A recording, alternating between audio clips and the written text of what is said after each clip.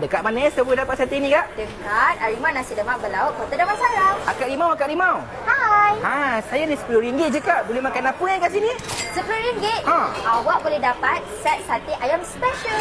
Set sate ayam special. Ya, tapi awak kena tambah RM8 je lagi. RM8. Wih, berbaloi tu. Boleh, Kak? Baloi, tapi jom ikut akak buat. Wah, so ni akak buat set ayam special saya, Kak? Ya.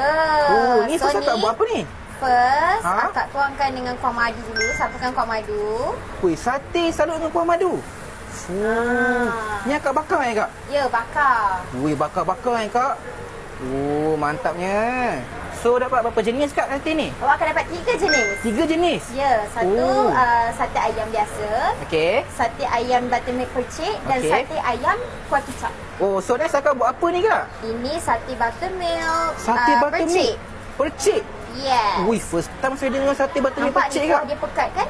Wih, ya Allah, sedapnya, Kak. Wih, mantap, Kak. Lepas tu kita bakarkan dia. Bakar dia? Yes. Baik. Okey, next ni sate ayam sambal kicap. Sate ayam sambal kicap. Tengok tak, Kak?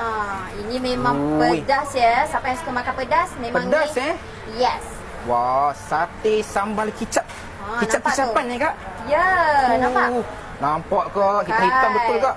Akak bakar panas-panas guna api ni, Kak. Panas. Panas ni, Kak. Tapi tu lah, lagi panas api neraka, Kak, kan? Tiba. Okey, dah siap dah set sate ayam special. Wah, dah siap set sate ayam special saya ni, Kak. Dapat apa ni, Kak? Yang ni sate ayam kuah kicap. Sate ayam kuah kicap. Siapa yang suka pedas memang ni the bomb. Wow, Yang okey. ni sate ayam buttermilk percik.